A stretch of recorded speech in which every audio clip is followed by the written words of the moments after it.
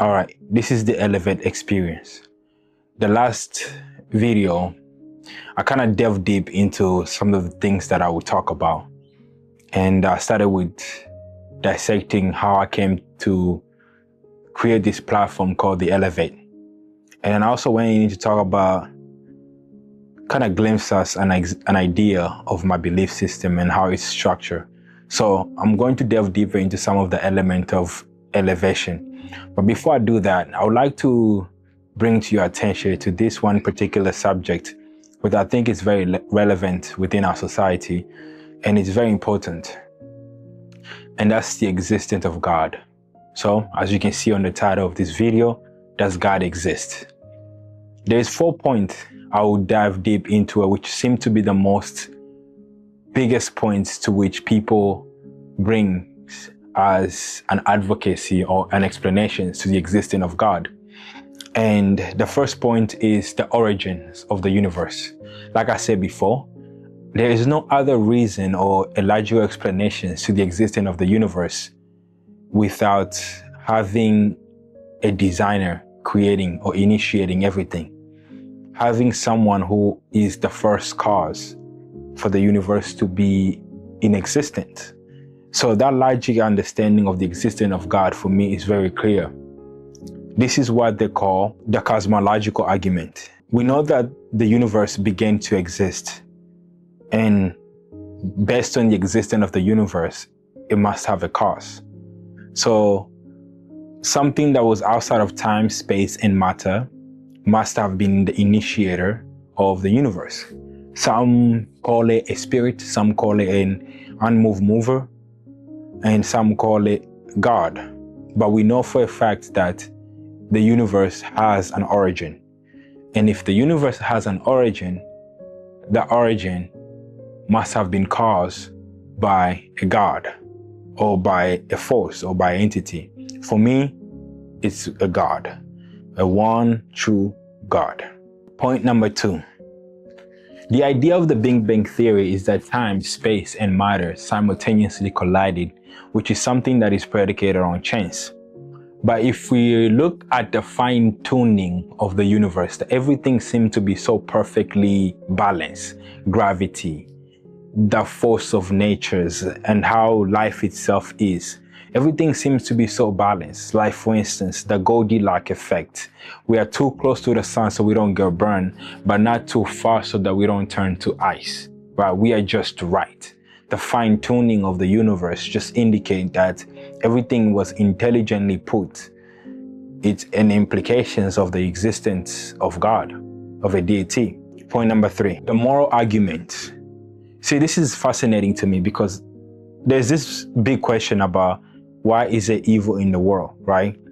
But for me, I always look at it is if evil exists, there is a possibility for the existence of good. Because if evil exists, then good must exist. But how do we differentiate what is good and what is evil, right? For example, we know for a fact if you harm a person, that is bad because it's evil. You are harming someone else. So that innate ability to recognize that that action is evil derived from a deity, derived from something that is of higher authority upon our life that we cannot even comprehend ourselves. So the moral argument is basically an indication that we cannot objectively come to a conclusion that murder is wrong without knowing what is right and wrong. And how do we objectively come to the conclusion of morality if the one who are creating morality is in ourselves? Culture itself cannot come together and just conclude that matter. It has to be a universal reality within ourselves in order for us to agree on something. You know what it's like when you are debating about politics with your friends, when something that is very subjective, and I'm not talking about an objective reality, but something that is very subjective. When it's a subjective topic, every person can lean on one reality and claim that to be their truth, and someone else can lean on something else and claim that to be the truth. So morality in some way have to be defined by the moral arbitrator of the universe, the one who created the universe. So that's another point. So what we call it is like the moral lawgiver, which is God himself. And the last point I would like to touch on is the experiential argument.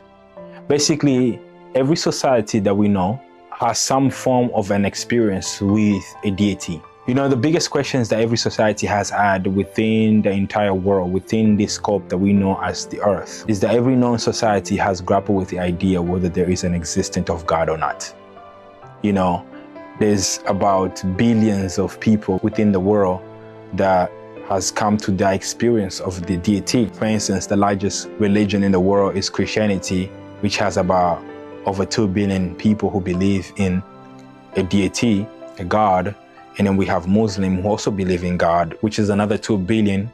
And then we also have Hinduism. We also have other religion on the side who also believe in gods or goddesses and other deities. Experiential argument is basically saying that there are too many evidence in terms of like, there are too many people who have come and suggest the existence of God upon the world. And if people are experiencing something where it's like becoming a universal thing within the universe, within the world, then it must be true to some level. So that's another argument. Now, above all those intelligent arguments which I've kind of proposed to you, I would like to just delve into something that is very personal. You know, for me, I came to the experience of the existence of God, like I said from the last video, that it was something that I came to at a young age. It's just something that I experienced because it was something that I knew that it was not logically correct to explain the existence of mankind upon the world without an intelligence. Like I said, that everything that we see has a designer. Like for example, the table, the chair, the TV has a designer. The complexity within those things indicate that a human being created it, right?